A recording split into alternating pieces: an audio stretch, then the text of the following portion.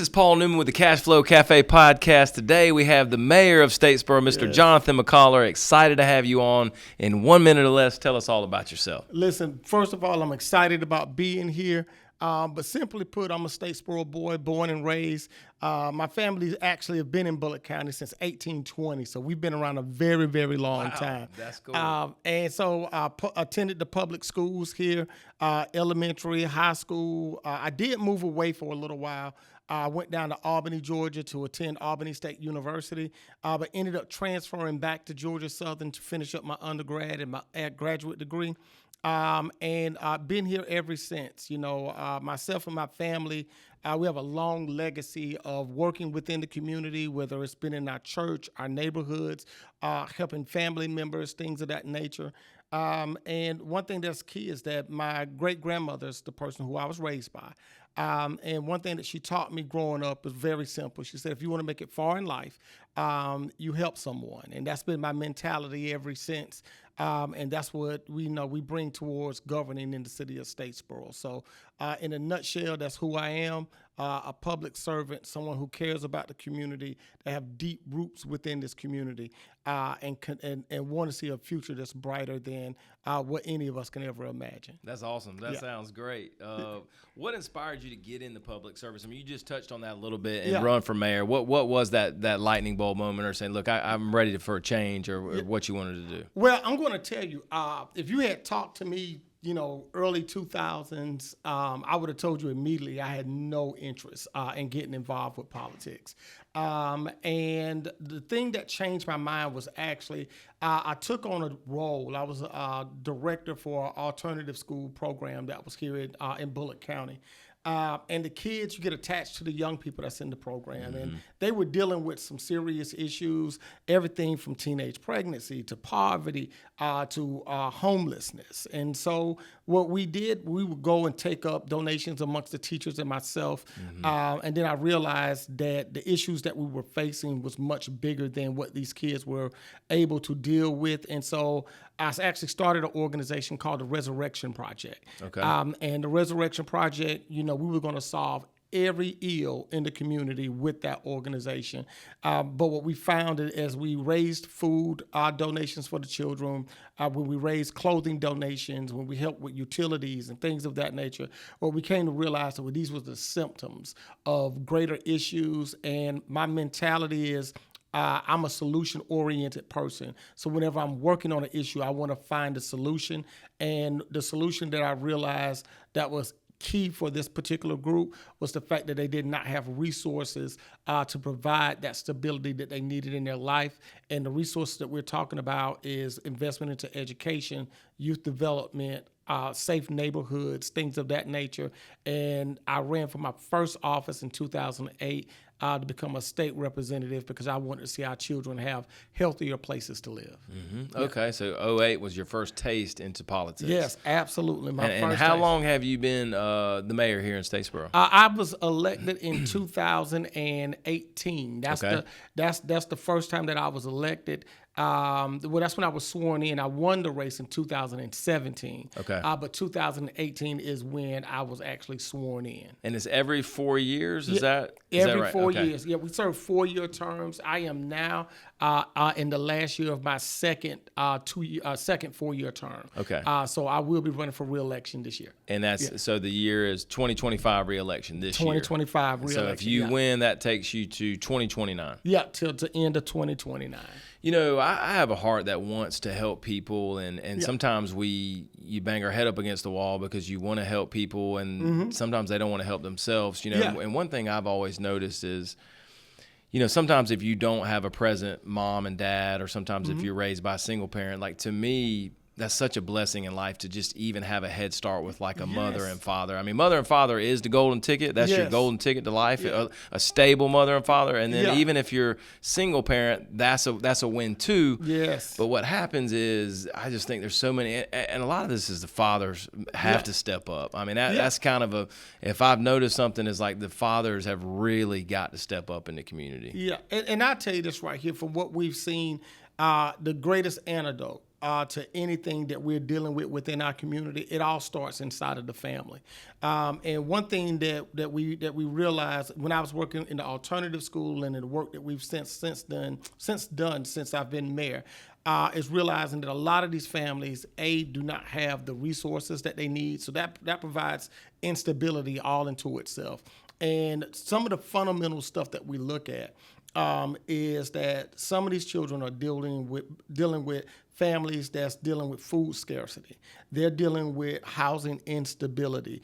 I can remember being out on the campaign trail back in 21, and we literally walked up onto a young mother and her children sitting in their car where they had just been evicted. And so that began a conversation about how do we help individuals that's in this transitionary phase. And I'm going to tell you this right here. The bulk of who we are comes from our family, comes from our environment, the values that we have. But when you are in survival mode, the way that the norms that many of us have are not the same as what other individuals will have. Agreed. Because you're trying to survive, and survive means how do I put food on the table? How do I maintain shelter? How do I provide health care? Things of that nature. And what we realize is that the quickest antidote to this is not just investing into the children, but to also invest into the families. And so when we started our Village Builders initiative, these initiatives go into neighborhoods where we find that we got a lot of folks that's dealing with these issues. And what we do is provide those resources. So whether it's healthcare, whether it's food, whether it's access to educational things to allow the students to get the opportunity to increase their literacy and academic performance, we go out and meet them where they are. And what I tell people is very simple. This is just a precipice of what this community needs to be doing. The work that we're doing today, we look to see the fruit of that labor 5, 10, 15 years down the line as we continue to decrease poverty, as we increase access to healthy housing, access to food and things of that nature. And the way that we do that is making sure that we create an economy that's putting more people to work, that's decreasing unemployment rates and allowing for stable economic situations for the folks that call our community home. So let's touch on housing, right? Because that's, of course, a very basic human need, and a big hot ticket item is affordability. Yeah. Affordability is, and that's not in Statesboro, that's across the nation, right? Yes. It's arguable to me that Statesboro is a very affordable place to live, but I have noticed, I run a very large rental company here in Statesboro. Yeah. We've noticed rents are exploding. Yes. So, a lot of this town, you'd be a fool to drive around and not see all the growth that's coming. And I do think that will end up driving prices down because of what the supply is coming. It's economics, right? Supply and demand. And right now, you used to could do a 2-bedroom at our company for $800-900, maybe $1,000. That's a very tough ask right now. A 2-bedroom, you cannot get it. You can't even really get a 2-bedroom for $1,000. Well, we have to look at the market, right? When you compile what's happening in the housing market with the nation across the board, right? A little over a year ago, I actually read an article, and the article actually discussed what the housing crisis of 2007, 2008, what it's done to the market today.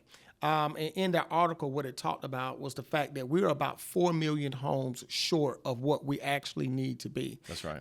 And so in the midst of all of that, not only are we short the housing numbers, but we're also short the number of workers that actually do the work to build the houses. And so in the midst of all of that, that's increasing the simple supply and demand. So that's increasing the value of the homes that's currently in the market because folks want to pay more for it. Right. And then when you add into the fact that we are a college town. And if you are in the business of renting homes, whether it's apartments, condos, townhomes, or what have you, in a college town, you can literally do a per room situation. Right. And so that one investment where it would have gotten you $800 to $1,000, 7 to 10 years ago, you can now rent each room out from anywhere between $600, $700, $800 and make almost double that. We're seeing college bedroom prices rise to $700 to $800 a bedroom, which we've never seen that before. They used to be $350 a bedroom. You know what I mean? So exactly. that was. So it's, and of course taxes are going up, and a lot of, of course, a lot of our local citizens, city and taxes. I mean, that's a hot item. And, I can argue a little bit for, the home values are rising. Yes. And just like your insurance premiums are rising, Yes. Your house is not worth $150,000 anymore. It's worth $300,000. Yes. It's probably doubled. Yes. So those are some items that I know people are frustrated with, and it's hard. I don't know what to, how to get that down. Well, to be honest with you, what we're seeing is the market is resetting altogether, right? And so we alluded to it a little bit earlier when we talked about the fact that we got to address the amount of housing stock that we have within our community. And I think the city of Statesboro is doing a great job of identifying great projects to bring online to address the housing stock. But there's also some immediate needs that we have too. The housing stock that we're bringing online, that is addressing workforce housing, which means an individual that gets up and go to work at the City of Statesboro Police Department, Fire Department, or right here at Georgia Southern, they are able to afford the homes that's coming online today and within the next few years. But the other part of this is that housing for individuals that may not be at that point in their career. Right. And so that's the hardest part. It is. And because, and I'll get back and I'll touch on this, is because, the land has skyrocketed, right? Yeah. So by the time you buy the land, by the time you put in the roads, and of course, builders want to build for a profit. Yes, otherwise absolutely. they're not going to do it. So it's just creating a problem because it's just everything costs more, and the plumber's going to charge more, and the roofers are charging more. And so I don't, an average starter house in Bullitt County is so tough to get less than $280,000. I mean, it's very tough. That is exactly where we are. But one of the things that we did back in 2019 that's going to help build a bridge addressing this particular issue is in 2019, we submitted our application for the Georgia Initiative for Community Housing. And what that did is allow us to get additional points when we apply for Department of Community Affairs grant funding, whether it's CDBG grants, whether it's CHIP grants, things of that nature. And so in 2020, we announced that we were a part of that initial cohort. Okay. And now we are a part of that alumni side of that as well. And you say, well, Mill, why are you bringing this up? Well, I'm bringing this up because we're just now closing out the first affordable housing project where the rent is going to be between $500 and $700 per month, right at the old Julia P. Bryant School. The name of that project is Bryant's Landing. So there's the first 51 homes for seniors have just been completed. How do you qualify for that? Well, the qualification. That sounds extremely affordable. Yeah, it is, but it's about application and income as well. Okay. And so you apply with Bryant's Landing, Mr. Bill Gross, a wonderful gentleman that's leading that particular project. And so you apply with their particular firm, and they go through their application process. Right now, we're bringing on an additional 50 homes that's going to be for families.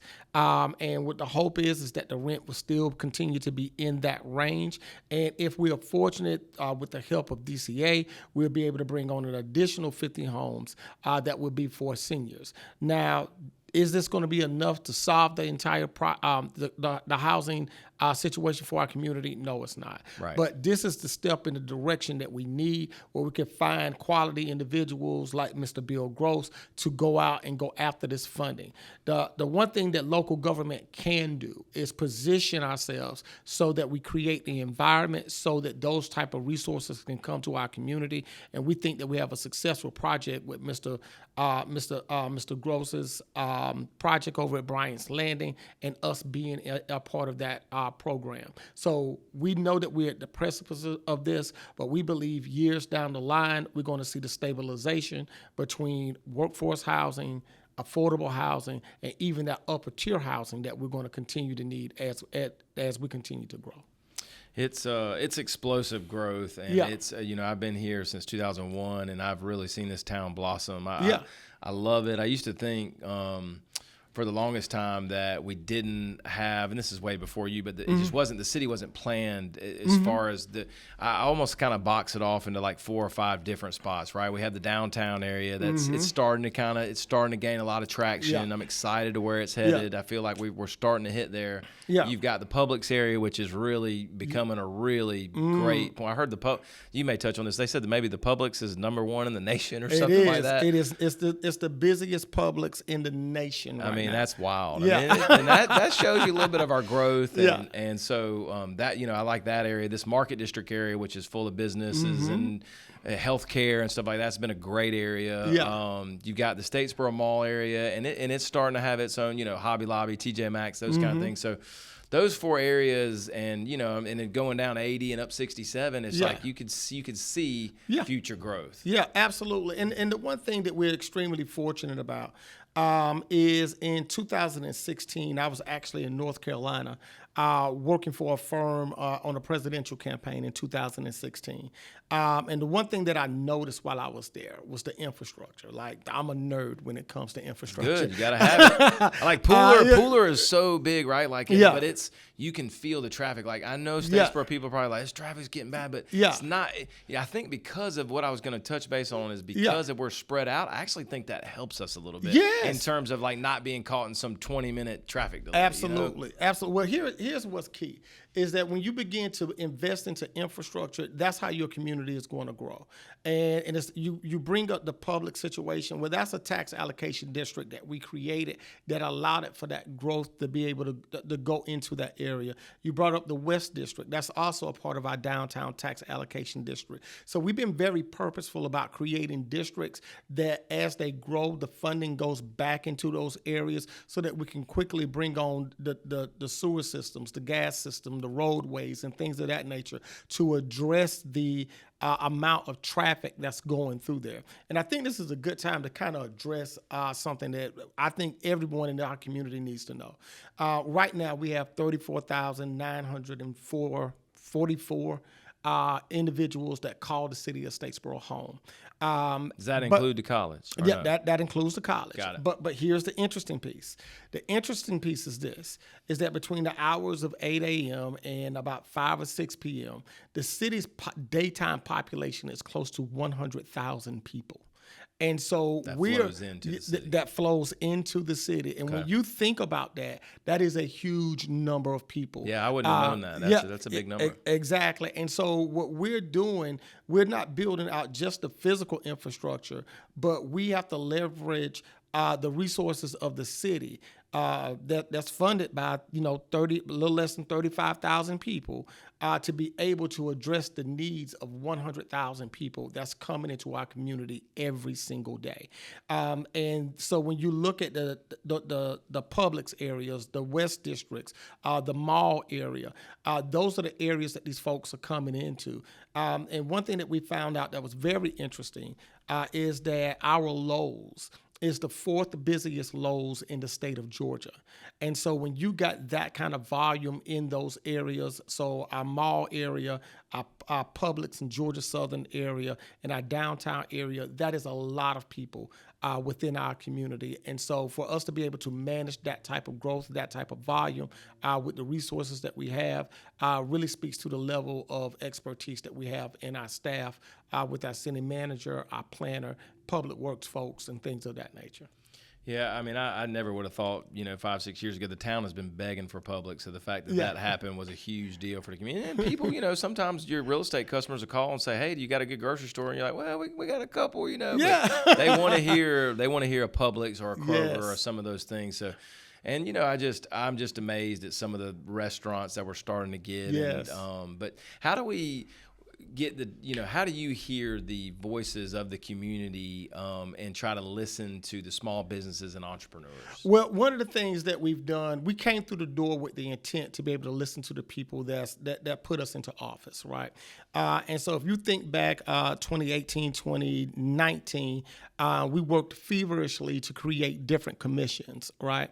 And so, those individuals that was interested in youth, we created a commission for that. Workforce development, we created a commission for that. We merged some of these commissions together because we saw that some of the work was beginning to become aligned. And then the other piece that we've done is incorporated a series of town halls.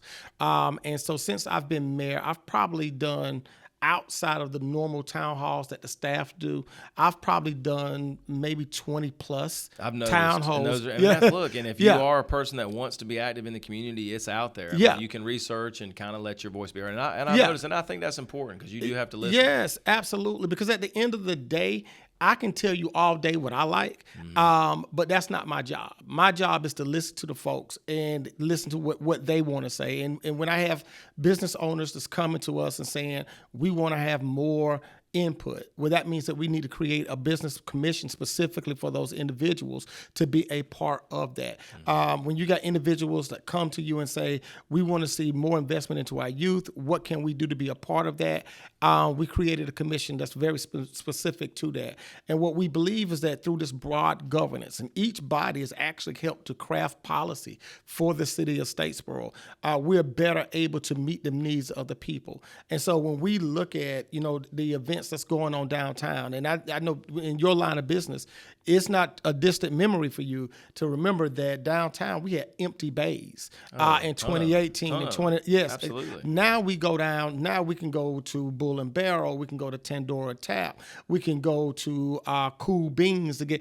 And so now folks are now spending more and more time. And next month on the 10th, we're kicking off our concert series. Yep. So in 2017, 2018, we weren't having any of these conversations, but now we go to our downtown for live music, great food, and now the atmosphere is beginning to train going. Oh yeah, absolutely. It's building. We just need. There's a couple businesses, and we won't name any, but I'd love to see some of those businesses come out of their spaces and let some new restaurants and shopping and some more stuff come out, because some of those businesses don't necessarily need that frontage in that area. Yeah. Now, what about parking? Right? Everybody always talks about parking. What things can we do to get better on the parking?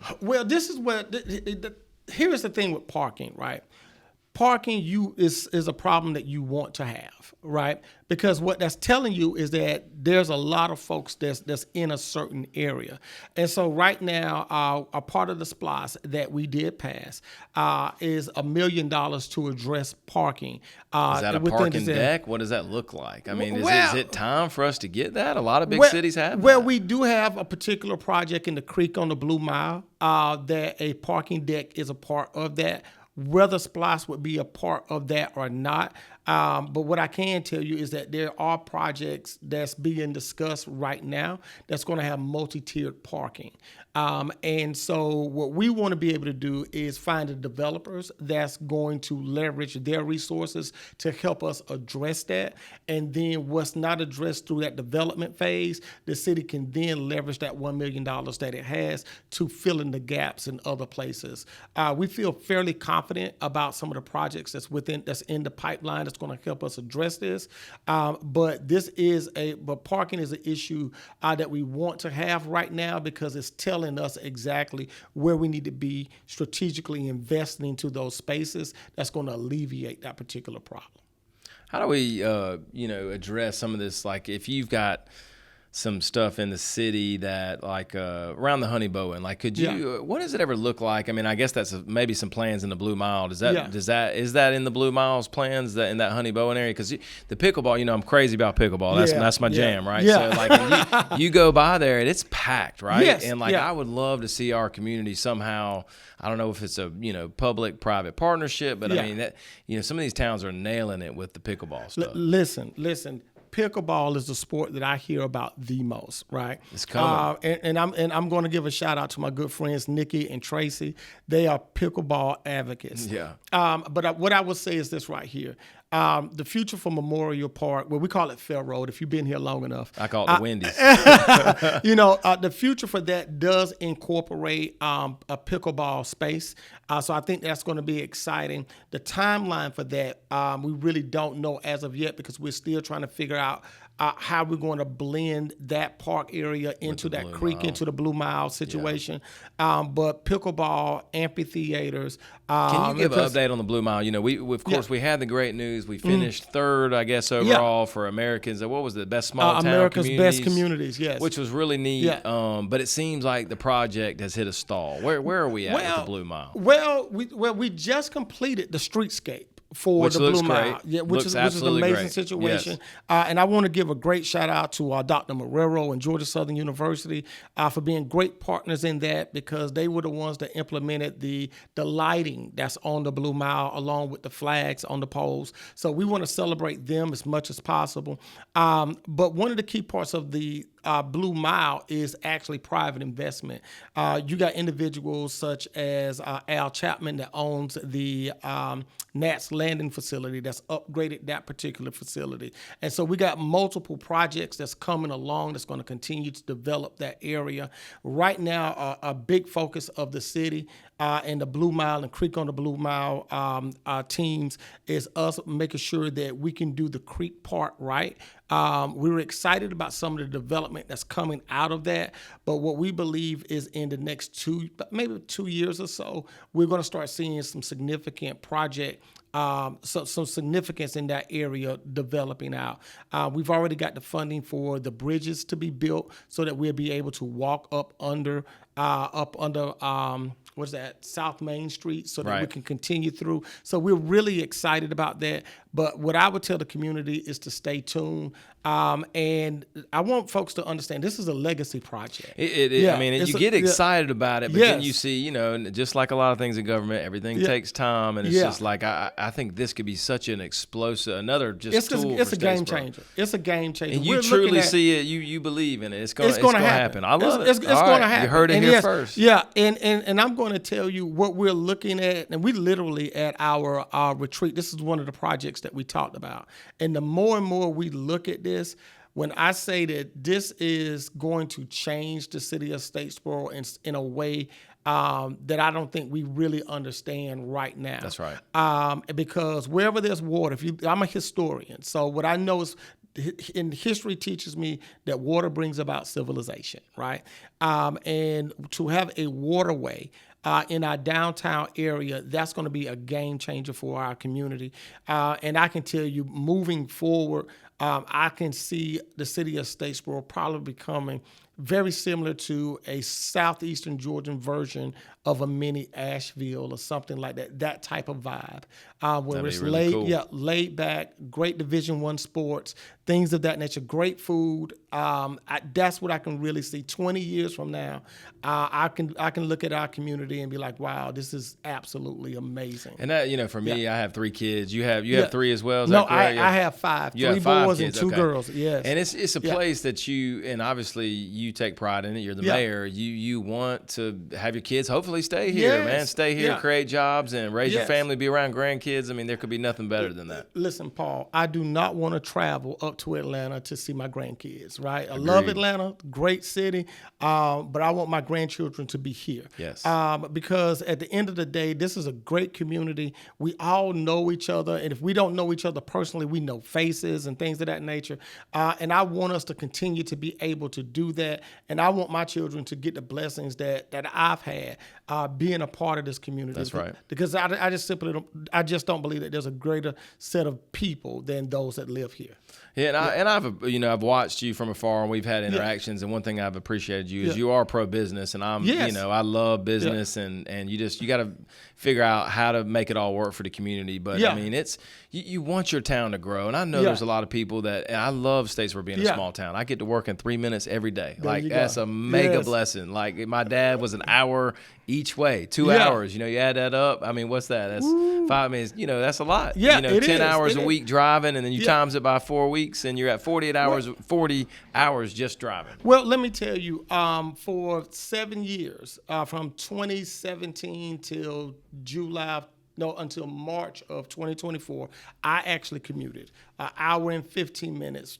Georgia Southern has a campus that's in Hinesville. Right. And so I commuted every day. And so for me, that was 2 hours and 30 minutes in the car. When you start adding that up over weeks, months, and years, that is a lot of time. And what we want to do is that we want to bring those good paying jobs into our city so that our citizens can have a high quality of life. For me, my youngest son plays basketball. I'm a big basketball fan. Yep. And so for me, missing his games, that was the heartbreaking thing. My middle son played football, so on Fridays I was able to get there. But when you're playing basketball, you probably got 2 games in a week. Yep. And if I'm not able to be there, I have to, depend on my wife, who I love dearly, but just is not the best commentator when it comes to how many points did he have? What was the cut like? Did he have 10? Or she'd be like, well, I don't know. Maybe he scored 2 points. That's probably like my wife's comment. I mean, I don't know. Grant played good. Exactly, right. Like, no, I need more. I need some video. Yeah, exactly. See, I video everything. That's my problem. I'm like Mr. Video Guy over here, Mr. Cheap. But I love it. I love watching. We want to watch our kids excel and exceed, and that's a fun part about being a dad. It is. So now, with me being able to be back in the city, on a full-time basis, and to be able to go to practices and trainings, and that's what and what I want. Because you're present, you're involved in their life, and that's the quality of life of Statesboro is. My dad and my brother, I tell them all the time, I was like, oh, yeah, it takes me like 10 minutes to do. I mean, everything. Yeah. When I have a new customer come to Statesboro, I'm like, well, how long is that? I'm like, 10 minutes. Everything's 10 minutes. 10 now, minutes. I hope in 20 years, it's probably going to be 15, probably. Yeah. But, it ain't 30 or 45 or an hour. Listen, we don't know how fortunate we are. And this is what I tell people, and I say this at the state of the city. Any community that's not growing is dying, right? 100%. No community, I don't care how you toss it up. If you see your community staying the same, it's not. It's really dying. Right. And so what you want folks to look at your city and say, you know what, this is where I want to live. Yep. And what we see right now is that next to Savannah in Southeast Georgia, the city of Statesboro is number 2. And it's number 2 in the fact that people want to move here. They want to be a part of this community and think, why not? I mean, you can come to the city of Statesboro. You can have great food. You can have some great shopping. You got Division I football in the fall. The college Division sports scene is awesome. Let me tell you what was a surreal moment for me. It was a surreal moment to sit in the stadium when we were hosting the regionals for the baseball tournament. Such a cool moment. And I'm sitting there, and I said to myself, Jonathan, you are in Statesboro, Georgia, watching Notre Dame play Georgia Southern. In your backyard.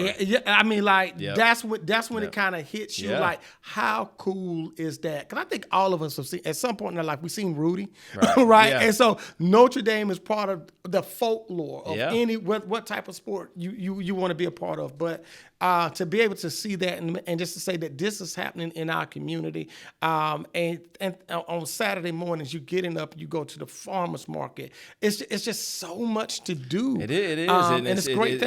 There's so many people, the college kids that what I see more and more is like, I'm from South Atlanta, Henry County, so I came down here and I was going to transfer and go back to Atlanta and go work in a suit and tie and do something in sales. But this town it trapped me, and I think a lot of times you go to school here and then you're like, all right, I'm ready to leave. But like, there is a lot of people that stay, and that's what we want. Come on, stay. Yes. We want the college graduates to stay right here in our community. Exactly. And let me tell you, that's us attracting that talent, right? Yes. Because no community is greater than its people. But when you have a community that has a level of talent that our community has, only good things can happen. And we look at other communities that did not take advantage of the opportunities that they were presented, and we see where they are now.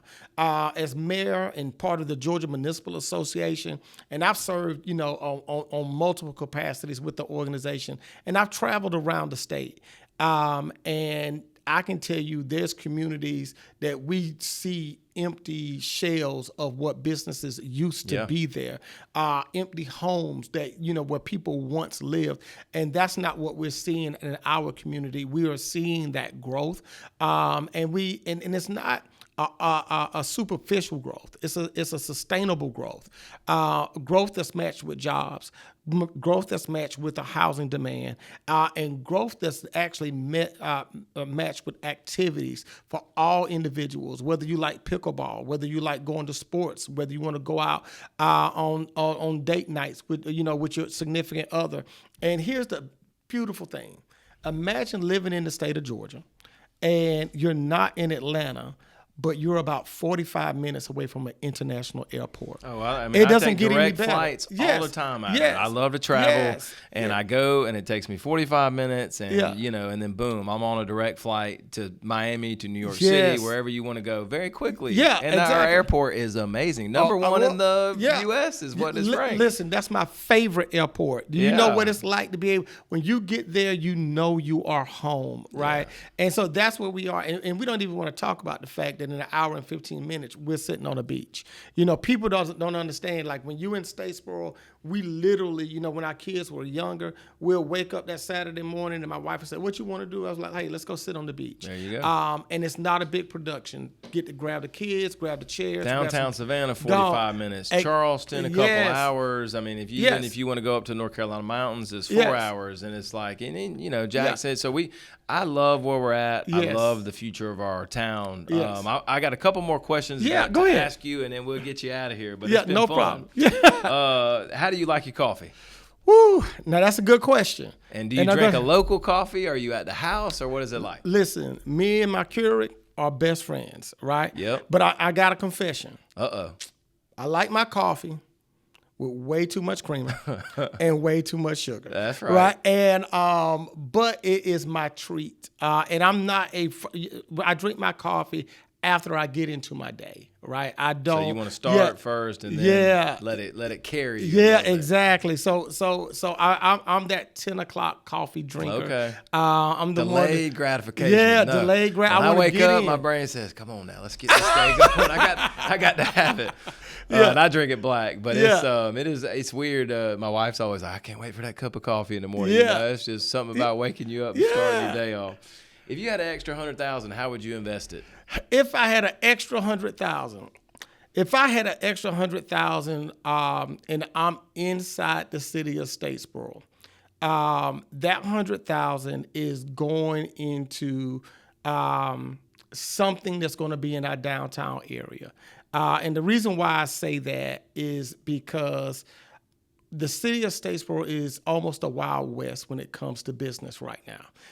There's so many things that we have, but there's so many things that we do not have. And one of the things that I think would be extremely beneficial for our community is a continued investment into that brick and mortar type situation in our downtown area. So I could easily see whether it's boutique shopping. One of the things that I love to look at clothes. My outfits are not the best, but I love to look at clothes. And so I just like that shopping experience, and I would love to bring that to our downtown area. So if I had $100,000, I would invest it into our downtown area to add to that shopping experience. I'm quite sure my wife would take that over. Oh yeah. Because she's the snazziest dresser in the house. Me, I just like to look at pretty things. Yeah. And that's probably why I married her. So. There you go. So you're getting some brownie points. Yeah, that's right. That's right. I'm gonna tell her to look at this segment. That's right. What do you think is your biggest time waster? Woo! Good. I think we alluded to it a little bit. Statesboro, your mayor watches TikTok. I love it. And it's my decompressor from the day. So at night I get in bed. I'm perfect in bed, 9 o'clock, ready to go. And for some reason, when I get into bed, it turns into immediately 12:30. That's funny. and it's because I've been watching TikToks. Just in a trance. And I tell you this right here, I'm not the best TikTok maker. I usually take photos and try to turn those into TikToks. But I just love the comedy that's on there, the information that's on there, and the sense of community, especially from the folks that's within our neck of the woods.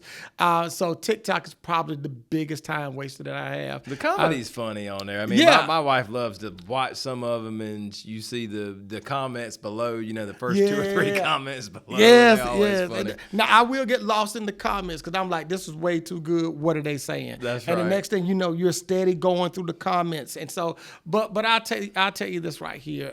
TikTok is a lot of fun, but it is my decompressor at the end of the day. And I'm scary to even think about the number of hours at night that I put into it. I think that's all of us biggest time waster, and you get locked in, and they feed you know, what you want. So hopefully, you know, most of my stuff is positive and motivation and stuff. Yes. But it's gonna feed you what you think that you want, because if you get on that phone and you say something, it's gonna pop up just like that. Listen, the algorithm is real. So, and that, you know, but I tell you this right here. One of the great things that I think TikTok has done is created a sense of community. You know, and Facebook does the same thing. People want to be heard. And I think that's never before in the history. And there's some bad to it, but like people can absolutely be heard, right? Yeah. I mean, and people relate. I mean, there's stuff, you know, whether somebody's going through this issue, or this issue, you can literally search it up and there'd be 50 videos on it. Well, listen, I'm quite sure when I leave here, Statesboro and real estate is going to be popping up on my TikTok. Right. But it's an amazing tool. And what I always, and this is how I look at social media. It can be used in a multitude of ways, but I always say, Jonathan, go back and look at your posts. And whether your post, and ask yourself, is this a positive post? Is it building, or is it something else? Very true. And so that's what I encourage all folks that participate in social media, regardless of the platform. Look at how you are engaging. Look at what messaging you're sending 100%. out. And if it's not building, then it can only be doing something else. Agreed. And that's what we need. We in the world we need more positivity. Yeah, we do. And we don't need to divide. We need we need to come together. So, and last, I'll get you out of here. Yeah. You know, I love Statesboro. I'm going to be here the rest of my life. Yes. So where do you see Statesboro heading 5, 10, 20 years? 5, 10, 20 years from now, I think Statesboro is going to be a magical place. It's already magical, but the things that we have in the pipeline for the city of Statesboro is going to provide a lot of opportunity for individuals that's taking part in the new jobs that we've got coming in, and we got to think this is absolutely amazing what we're experiencing. We're looking at one of the biggest economic development projects 30 minutes from our downtown, that's providing these great jobs, great opportunities where our young people get to stay. And as those jobs grow and those individuals grow, they're going to have the opportunity to experience home ownership. You know, something that a lot of folks, because of the housing shortage, have not had the opportunity to do. And it's going to be through that home ownership that they're going to be able to build generational wealth. And we're going to continue to see individuals lift themselves out of poverty and enjoying the fruit of the work that we're putting in today. And then I believe the look of our community is going to change in the sense that it's going to be so deliberate in our development that you're going to see how intentional we were to every detail, from the height of a building to the amount of green space that we allot, the tree canopy. We got a very talented group of people that's literally thinking of every detail, so that when we look at this space, in 5, 10, 20 years from now, it's going to be a very beautiful place to call home. And it's going to be a place that a lot of other communities are going to continue to look to see how they can build their communities so that they can repeat what we've done here. That's awesome, man. Yeah. Well, move to Statesboro. We love this town. We want good people here. That's right. And it's a bright future ahead. And I appreciate you coming on, Mr. Mayor. All right. Absolutely. You take care and God bless. Yes, sir.